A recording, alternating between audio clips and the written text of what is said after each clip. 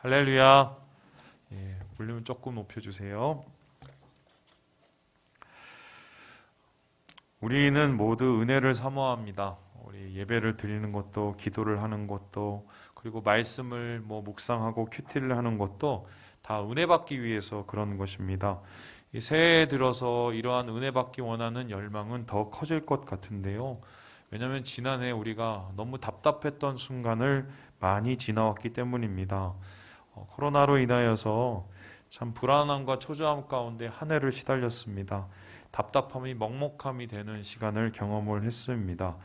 이럴 때 정말 하나님의 은혜가 하늘로부터 임하여서 우리 마음 가운데 온다면 우리가 이 상황을 견디고 이겨내고 넉넉히 우리가 극복하여 나가지 않을까, 이렇게 우리가 사모합니다. 하지만 그럼에도 불구하고 그 불같은 은혜, 그리고 강같은 은혜, 우리가 사모하는 은혜는 잘 임하지 않습니다. 왜 이럴까? 분명히 나는 그때 만났는데, 분명히 나는 그때 누렸는데 왜 오늘은 어제와 같지 않고 그때와 같지 않을까? 오늘 여러분과 함께 저는 그 이유를 찾아보려고 하는데요. 본문을 통해서 어떻게 하면 은혜로 다시 나아갈 수 있는지, 어떻게 하면 다시 은혜를 회복할 수 있는지 그 길을 찾아보려고 합니다. 왜냐하면 본문이 바로 예수님을 통해서 은혜에 나가는 그 길을 소개하고 있기 때문입니다. 본문에는 예수님께서 나사렛에서 사역하신 모습이 기록되어 있습니다. 나사렛은 여러분이 아시는 것처럼 예수님께서 성장하신 곳이자 예수님의 실제적인 고향이라 하겠습니다. 그래서 나사렛의 사역은 예수님 앞에 매우 뜻깊을 수밖에 없는데요. 알아듣기 쉽게 말씀드리면, 제가 목사 안수를 받고 가족 앞에서, 그리고 친지 앞에서, 그리고 제가 아시는 분 앞에서 첫 설교하는 것과 마찬가지라고 보면 되겠습니다. 그래서 누가는 이 사건을 중요하게 생각하고 다른 복음서보다 굉장히 귀하게 다루고 있는데, 아무리 중요해도 누가의 기록을 잘 살펴보면 좀 과한 부분이 있습니다. 왜냐하면은 시간을, 이 본문을 너무 귀하게 여긴 나머지 시간을 뒤죽박죽으로 섞어놨기 때문이에요. 이 본문을 살펴보면 31절부터 가버나움에서의 예수님의 사역이 나타나는데요. 가버나움에서 예수님께서 고치시고, 그 다음에 귀신을 쫓아내시고 복음을 선포하는 말 그대로 은혜의 사역이 나타납니다. 그런데 정확히 말씀드리면 가버나움이 먼저예요. 예수님께서 금식하신 후에 내려오셔서 제일 먼저 사역을 하시고 제일 먼저 이 복음을 전하신 곳이 가버나움이고요. 그 후에 가버나움의 기적을 일으키신 다음에 나사렛으로 돌아와서 오늘의 이 사건이 나타나는 것입니다. 그런데 굳이 누가는 이 사건을 막 굳이 뒤섞어 버리고 마치 나사렛의 사역이 먼저인 것처럼 느낄 정도로 이 사건을 먼저 다루고 있습니다. 그 이유가 무엇일까? 왜 이렇게 굳이 과한 이 강조를 통해서 오늘의 본문을 다루고 있을까? 이는 누가의 의도가 있기 때문인데요. 누가의 생각으로는 이 본문만큼 예수님이 누구시고, 예수님이 이 땅에 왜 오셨고, 예수님이 누구를 위해 사역했는지를 잘 설명하는 것은 없다고 생각하는 것 같습니다. 그래서요, 이 예수님의 이 사역에 대해서 이 본문을 다루면서 바로 예수님이 이것 때문에 우리에게 왔다, 이것을 주시기 위해서 왔다라고 얘기하는데 바로 그게 은혜예요. 자, 그렇다면 오늘 이 본문을 통해서 예수님의 모습은 어떻게 그려져 있을까요? 우리 함께 16절의 말씀을 같이 한번 읽어봅니다. 시작.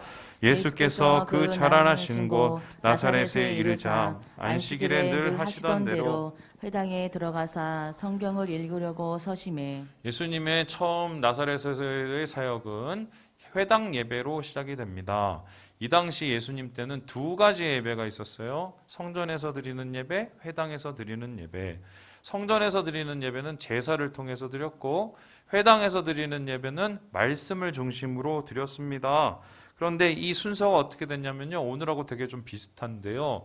준비 기도를 하고 쉐마라는 이 그 신명기 말씀을 같이 외우고, 그리고 다시 또 기도를 하고, 그리고 율법, 그러니까 모세오경 중에 한 부분을 또 읽고 또 찬양을 하고, 그 다음에 맨 마지막으로 이 선지서, 오늘 나오는 뭐 이사라든가 예레미야라든가 이거를 낭독한 다음에 그 선지서를 해설을 해요. 일종의 설교죠. 그리고 그 설교한 사람이 축도를 하고 마치는 이런 식이었어요. 되게 좀 비슷하지요. 그래서 예수님은 이 예배에 참석하시면서 이 설교자로 초청을 받으신 거예요. 그래서 초청을 받으셔서 예언을 낭독하는 영예를 얻었고요. 그리고 낭독 후에 이제 기도를 한 건데요. 그런데 원래로 따지면은 우리 매일 성경을 생각을 해보세요. 우리가 시편 쭉 읽다가 뭐 누가복음 읽고 막 이렇게 이어지잖아요. 이것도 이 회당 예배도 원래 순서가 있어요. 그러니까 원래 읽던 순서대로 읽어야 되는데 갑자기 예수님께서 파격을 하시는데 순서대로 안 읽고 예수님이 읽고 싶었던 말씀을 막 뒤져다가 딱 두루마리를 열어서 그것을 읽은 거예요. 그 말씀이 뭐냐? 바로 이 말씀입니다. 우리 18절의 말씀을 읽어보겠습니다. 시작. 주의 성령이 내게 임하셨으니 이는 가난한 자에게 복음을 전하게 하려고 내게 기름을 부으시고 나를 보내사 포르던 자에게 자유를 눈먼 자에게 다시 보게 함을 전파하며 눌린 자를 자유롭게 하고. 이 말씀은 이사야서 61장 1절과 2절의 말씀입니다. 예수님께서 왜 하고 많은 말씀 중에 자기가 원하는 말씀을 픽업을 했는데 이사야서 61장의 말씀을 전하였을까? 이것은 일종의 출정식과 같은데요. 앞으로 내가 어떻게 사역을 할지, 내가 왜 여기 왔는지를 정확한 이유를 밝혀주신 겁니다. 그래서 예수님이 이 땅에 오신 가장 큰 이유가 가난한 자에게 복음을 전파하시기 위해서 오셨다는 거예요. 그런데 그 복음이라는 것은 뭐냐면은 바로 포로된 자에게 자유케 한다. 눈먼 자를 다시 보게 한다. 눌린 자를 자유롭게 한다고 말씀하십니다. 포로된 자에게 자유를 준다는 건 어떤 뜻인가요? 여러분, 유대 사람들이 한때 다 바벨론으로 끌려가서 포로 생활을 했습니다. 왜 포로였습니까?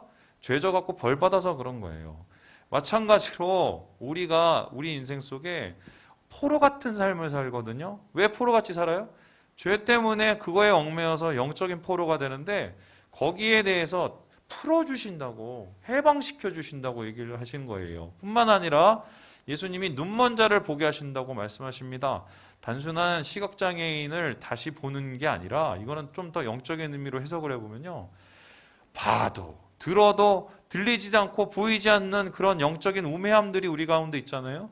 그러한 이 어둠을 예수님께서 빛으로 밝혀주셔서 하나님 안에서 다시 소통할 수 있는 길을 열어주시겠다는 거예요. 뿐만 아니라 눌린 자가 자유롭게 하신다고 얘기하는데 이 눌린 자는 누구냐면요. 이 원어를 보면요. 상한 자예요. 여러분 세상 살면서 죄로 인해서 사람으로 인해서 얼마나 힘들고 어렵고 아픔을 겪어요. 그런 상한 사람들, 그런 다친 사람들의 마음을 하나님께서 위로하여 주셔서 그들의 마음을 고쳐주신다는 회복의 메시지였어요. 그래서 말 그대로 복음은요. 회복이에요. 자유예요. 우리의 영을 자유케 하고 우리의 영을 다시 살린다는 것인데요. 그러한 자유와 그러한 회복의 복음을 가리켜서 예수님은 하나의 단어로 지금 요약을 하고 있습니다. 같이 19절의 말씀을 보겠습니다. 시작. 주의 은혜의 해를 전파하게 하려 하심이라 하였더라. 은혜예요. 여기서 말하는 은혜의 해는 바로 희년을 뜻해요. 희년은 하나님께서 제정하신 날인데 50년에 한 번씩 공짜로 한마디로 포로도 풀어주고 꾼 돈도 안 갚아도 되고 그리고 잃어버린 것도 다 되찾아주는 날이었어요. 말 그대로 내가 이걸 한 게 없는데 이걸 위해서 노력한 게 없는데 하나님께서 파격적으로 내리시는 일종의 대사면의 날이었거든요. 그런데 주님께서는 이 은혜의 날에 오셔서 자유의 복음으로, 회복의 복음으로, 치유의 복음으로 우리를 고치시기 위해서 왔다고 말씀하십니다. 그러니까 예수님은 다름 아니라 이 땅 가운데 오셨는데 그 이 땅 가운데 오시는 이유가 무엇인가요? 우리 같이 한번 읽어보겠습니다. 시작! 은혜를 전하기 위해 오신 예수님. 예수님이 이 땅에 오신 이유는 은혜 전하기 위해서 오신 거예요. 갇힌 자를 자유케 하는 은혜, 눌린 자를 회복시키는 은혜, 보지 못하는 자를 보게 하는 그 은혜를 주시기 위해서 예수님이 오셨다는 건데요. 이러한 은혜의 복음을 선포하신 후에 예수님은 그 많은 사람들에게 다음과 같이 선언을 하십니다. 우리 같이 한번 21절 말씀을 읽겠습니다. 시작! 이에 예수께서 그들에게 말씀하시되 이 글이 오늘 너희 귀에 응하였느니라 하시니. 은혜를 주시는데 그냥 주시는 게 아니라 바로 지금 여기서 그 은혜를 주시겠다고 얘기를 해요. 은혜는요, 현재형이거든요. 옛날에 내가 은혜 받았다고 그 은혜가 지속되는 것도 아니고요. 언젠가는 은혜 받았지 해서 그 은혜가 나타나는 게 아니에요. 은혜는 바로 오늘 현재에 하나님께서 부어주시는 건데, 예배가 현재형인 것처럼 예배를 통해서 은혜 내려지는 은혜도 현재형이에요. 그래서 주님께서는 오늘 바로 이 자리에 너희 귀에 이 은혜의 복음이 이루어졌다. 바로 이것을 듣는 자는 은혜를 누린다, 자유를 누린다, 회복을 누린다고 선포를 하신 것입니다. 이렇게 은혜를 위해서 자신이 오셨다고 예수님은 밝히셨는데, 이 이야기를 듣고 사람들의 모습은 어땠을까요? 의외의 반응이 나타나기 시작합니다. 우리 같이 한번 읽어보겠습니다. 시작! 은혜를 거부하는 나사렛 사람들. 예수님은 은혜를 주시기 위해서 오셨는데 나사렛 사람들은 예수님의 이러한 초청을 거부했어요. 우리 함께 22절의 말씀을 읽습니다. 시작! 그들이 다 그를 증언하고 그 입으로 나오는 바 은혜로운 말을 놀랍게 여겨 이르되 이 사람이 요셉의 아들이 아니냐.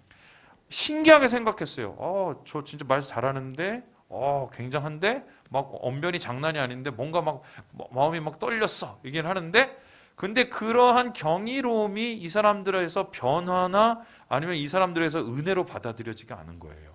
오히려 놀랍긴 하지만 나중에 어떻게 돼요? 예수님을 업신여기고 심지어 예수님을 부정하고 예수님을 죽이려고 하는 부정적인 반응으로 끝이 났어요. 그렇다면은 왜 이 사람들은 은혜를 주러 오시는 예수님 앞에서 그 은혜를 듣고 그 은혜를 받고 그 은혜를 성취하기는커녕 오히려 은혜를 거부하고 은혜에 대항하는 자가 되었을까? 이 22절의 말씀을 보면 정확히 그 이유가 나타나 있는데요. 바로 예수님을 이전의 모습을 알았기 때문입니다. 예수님은 성령에 대해서 얘기를 했어요. 근데 이 사람들은 사람만 바라봅니다. 예수님은 새로운 삶에 대해서 얘기를 했어요. 근데 이 사람은 과거에 얽매여 있어요. 예수님은 변화를 얘기하는데 이 사람은 구태연한 이 구습에 이게 갇혀져 버린, 바로 이러한 모습은 뭐냐면 이 사람들의 마음속에 편견이 있었기 때문이에요. 여러분, 편견이 무엇입니까? 쏠려 있는 시각을 뜻합니다. 우리가 통찰을 통해서 전체를 볼 수는 없지만 최소한 밸런스가 있는, 뭔가 균형 있는 시각으로 세상을 바라봐야 되는데, 이상하게 살면 살수록 사람이 눈이 좁아지고 시각이 좁아지는 경우가 많아요. 그 이유는 무엇일까? 제가 잘 생각을 해보니까 이 편견이 생기는 이유는 대부분 경험 때문이에요. 여러분, 재밌는 게 우리가 어떤 지식을 알아내는 과정은 경험을 통해서 알아냅니다. 1경험, 2경험, 3경험, 4경험이 생기면 그 1에서 4가지 경험들이 합쳐서 하나의 지식이 생기고, 그 지식이 합쳐지면 어떠한 지혜가 생기는 게 이게 보통인데요. 재밌는 거는 이 경험들 자체가 불완전해요. 왜냐하면 이 경험은 시간과 공간의 제약을 받기 때문에, 한마디로 내가 시간과 제한을 통해서 경험을 한 것이 오히려 나를 한쪽의 생각으로 치우치게만 하는 경우가 많아요. 제가 아주 대표적인 예를 생각을 해보니까 그게 있더라고요. 요즘에 여러분 유튜브 많이 보시죠? 유튜브 보면 연관 동영상이라는 게 있어요. 아세요? 여러분이 모르는 새 그냥 이렇게 틀어놓으면 그 다음 영상이 나오고 그 다음 영상이 나오고 막 그럽니다. 그런 거 있어요. 근데 저는 그거 안 나오게 하려고 일부러 지워놨거든요, 그 기능을. 근데 여러분 잘 모르실 거예요. 그거 켜놓으면 그 다음 영상이 나오고 그 다음 영상이 계속 나와요. 그러면 뭔가 귀가 솔깃하거든요. 그 이유가 뭔지 아세요? 유튜브가 여러분의 성향을 이미 다 파악하고 있어요. 여러분이 어떤 정치적 성향이고 어떤 거를 좋아하고 어떤 데 관심 있는지를 유튜브가 다 알고 있습니다. 그래서 그런 것만 틀어주는 거예요. 왜요? 고래야 계속 보니까. 마찬가지로 우리의 삶 속에서도 그러한 이 편견에 잡힌 경험들을 통해서 더 쏠린 것이 되는데요. 이런 거 아시죠? 여러분, 사람을 겪으면 겪을수록 사람을 사랑하게 될까요? 사람을 좀 미워하게 될까요? 어떻게 돼요? 어떻게 돼요? 솔직하게 얘기해보세요. 막 넓은 마음이 생겨요? 장사하시는 분들, 이런 분들 정말 죄송해요. 좀 불쌍해요. 제가 장사를 해봐서 알거든요. 옛날에 제가 옷장사를 했는데 옷장사하면 이 사람 저 사람 다 만나다니거든요. 그러면 이제 소위 말해서 이익에 따라서 왔다 갔다 하는데 제가 그 1년 하고 저 때려친 이유가 이게 이렇게 하면 돈을 버는 건 알겠어요. 근데 제 심령이 점점 메말라가는 거예요. 제가 너무 돈을 좋아해서 그런지 모르겠는데 그냥 사람을 뭐 하다 보면은 배신도 당하고 뒤통수도 얻어맞고 그러면 그런 배신과 뒤통수 상처들이요 이렇게 흔적으로 남아서요 저의 시각을 자꾸 붙잡아놔요. 그래서 사람이 어떤 모습을 보면은 그 사람의 전체적으로 보는 게 아니라 그러니까 좋은 면도 있고 나쁜 면도 있는데 그걸 보는 게 아니라 나쁜 면만 골라봐요. 마치 이제 코끼리가 있으면 코끼리 다리도 있고 뭐 코도 있고 귀도 있고 막 이럴 거 아니에요. 근데 다리에 한번 뒷다리에 맞아보는 사람은 코끼리는 항상 나를 때리는 존재인 거예요. 그것처럼 이러한 쏠려있는 경험을 통해서 쏠려있는 편견을 갖게 되면 이 편견은 우리가 하나님 앞에 은혜를 가는 것을 가로막게 되는 거죠. 신앙도 마찬가지인데 생각을 해보세요. 우리가 처음에 신앙생활을 하면서 뭐 처음 예배를 드렸을 그 기억이 여러분 납니까? 아니면 처음 하나님 앞에 기도를 했던 기억, 그리고 처음 하나님 앞에 고백을 했던 그 기억, 여러분 그때는 항상 새롭고 그것이 참 기뻤어요. 교회로 나아가는 그 발걸음 하나하나가 참 의미 있고 뜻이 깊었는데 시간이 지나면 어떻게 해요? 이게 너무 익숙해져요. 그리고 그런 경험들이 쌓여서 그런 것들을 귀하게 생각하는 것이 아니라 그 경험들이 오히려 익숙함이 되어서 경외감을 해치게 되거든요.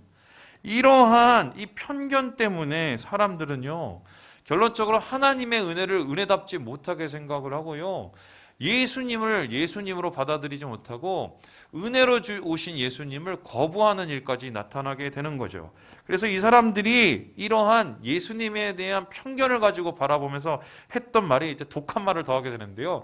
우리 함께 23절의 말씀을 읽어보겠습니다. 23절입니다. 시작.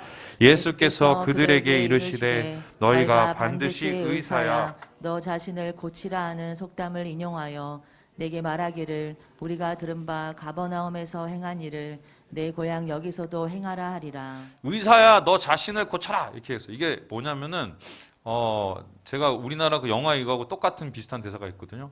너나 잘하세요. 너나 잘하세요. 너나 잘하세요. 그래서 되게 이 사람들이 한마디로 시니컬해지고 편협해진 게 나중에 뭐냐면 굉장히 마음이 닫혀 있게 되는 거죠. 그래서 심지어 나중에 뭐라고 그러냐면 이 뒤에 보니까요. 가버나움에서 뭐 했다며 그 기적 한번 행해봐. 그럼 내가 믿어볼게. 한마디로 예수님을 자체로 믿으려고 하는 게 아니라 자기의 경험을 통해서 편견을 통해서 예수님을 꺾어서 예수님을 받아들이지 않기로 작정을 하게 되는 겁니다. 이러한 이 나사렛 사람들의 모습과 편견된 시각을 가리켜서 이 수인돌 목사님은 다음과 같이 얘기를 해요. 우리 같이 한번 읽겠습니다. 시작. 가난한 자들은 예수님을 열렬히 환영했던 반면 부요하고 권력 있고 편안하고 자족감에 빠져 있는 자들은 그분을 완강히 거부했다. 그분의 고향 지도자들은 특별 대우를 기대했다. 그들은 유대인일 뿐 아니라 예수님을 옛날부터 알았기 때문이다. 여러분 그들의 경험이 은혜로 가는 길을 막아선 거예요.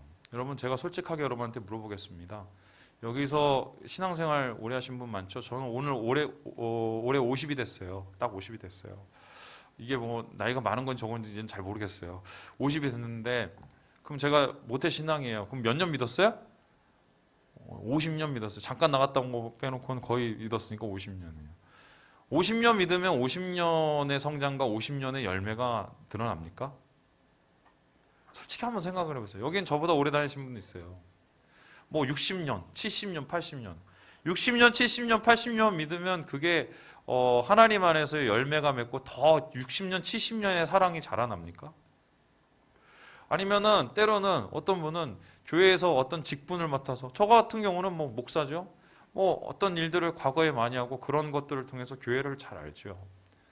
그러한 경험들과 그런 헌신들이 있었다고 내가 더 주님을 사랑하나요? 솔직히 저의 모습을 보면요. 오히려 그러한 저의 이 과거의 신앙 경험들과 신앙의 경력들이 제가 하나님 앞에 나아가는 은혜를 가로막을 때가 정말 많아요. 목사가 말씀 통해서 은혜 받기가 되게 어렵거든요. 그 이유가 뭔지 아세요? 맨날 말씀을 쳐다보니까 설교할 생각만 하지 그 말씀으로 자기를 다스릴 생각은 못해요. 마찬가지죠. 교회 생활을 오래 하면요.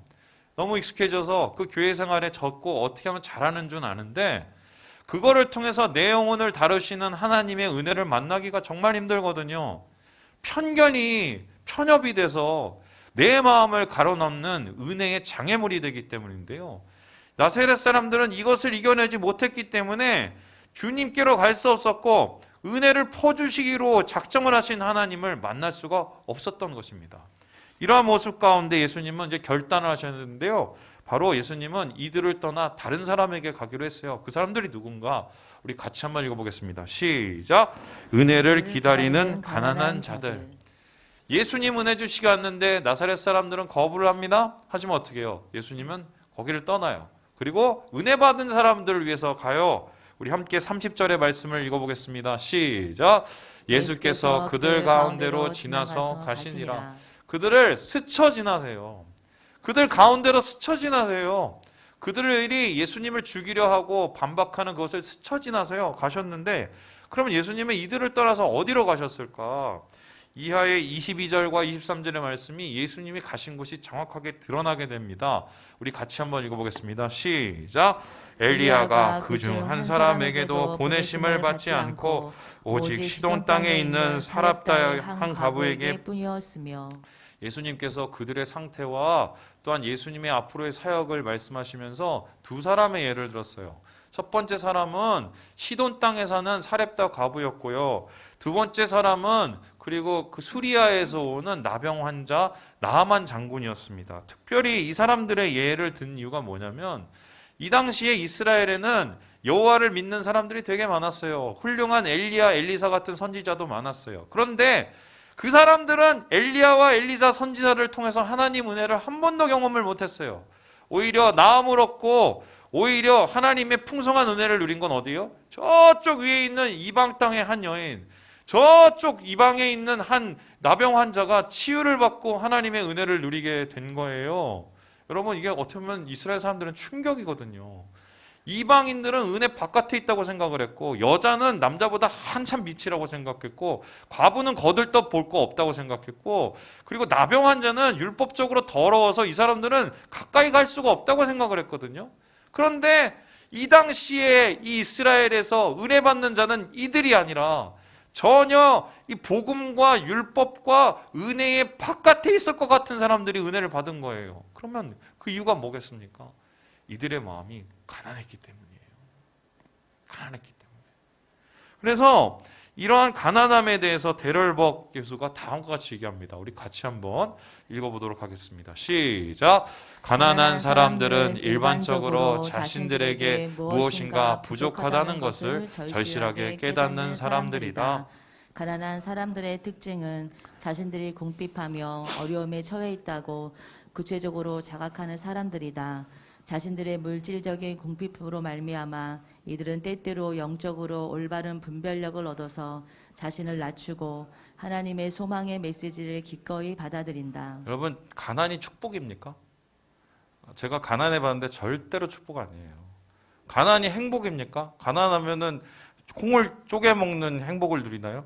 그런 거 없어요. 이 곡간이 마르면 정말 마음도 마르고 사랑도 마르더라고요. 정말 그래요. 저희 어머니 아버지 어렸을 때 막 싸우셨는데, 이런 거 고백하면 죄송하지만 대부분 싸웠던 게요, 잘 옆에서 들어보면 두 가지였어요. 저 때문에 싸우시든지 아니면 돈 때문에 싸웠어요.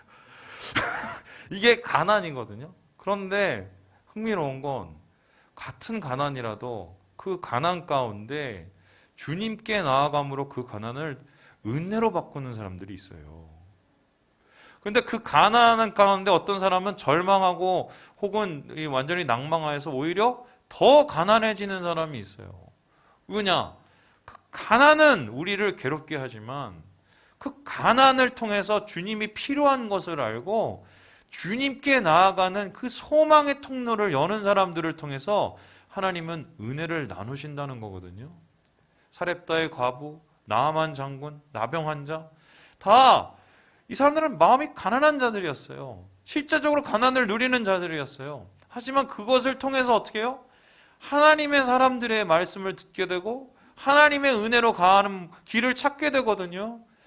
자기에게 있는 편견이 내려놓게 되고 자기에 있는 자만이 내려놓게 되고 자기에 있는 익숙함을 내려놓게 되어서 하나님이 원하시는 그 은혜의 자리로 나갈 수 있는, 그래서 예수를 통해서 회복의 메시지와 복음을 듣게 된다는 것이 오늘의 이 말씀을 통해서 주는 이야기 아니겠습니까?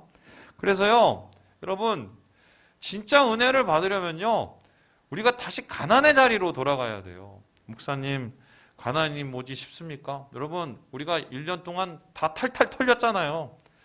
뭐 코로나로 인해서 지갑도 비어 마음도 비어, 예, 우리 관계도 비어. 왜 하나님께서 우리에게 이런 상황을 허락하셨을까요?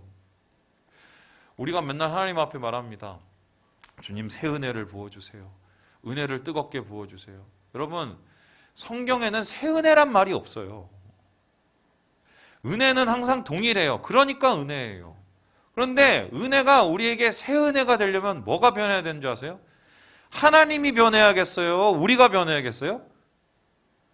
우리의 마음이 변해야 돼요.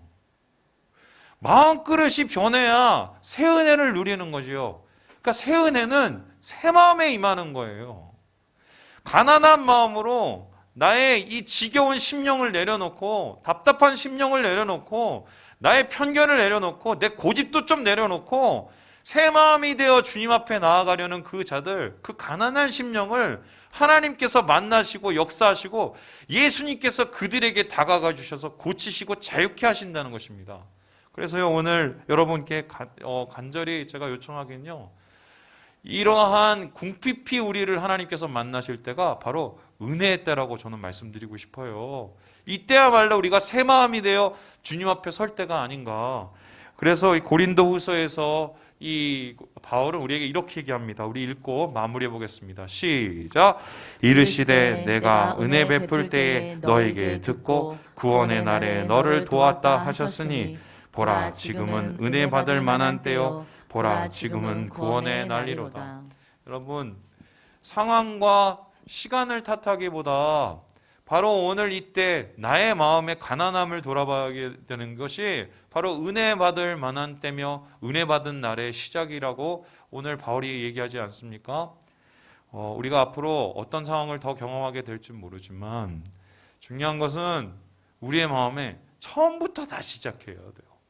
새해 첫날 첫 주일 처음부터 내가 주님을 만났던 그 처음, 주님의 은혜를 사모했던 그 가난함, 그 영적인 빈곤함을 우리가 다시 회복을 할 때 하나님께서 우리에게 그 은혜로 말미암아 새 삶을 주실 거라고 저는 믿습니다.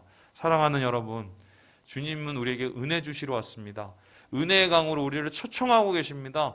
주님의 그 초청에 여러분 응하여 주셔서 가난한 마음으로 그 강에 가셔서 그 생수를 기어서 하나님 안에서 새날의 기쁨을 함께 누리시는 우리 사랑하는 모든 형제 자매들 되시길 주님의 이름으로 축원합니다.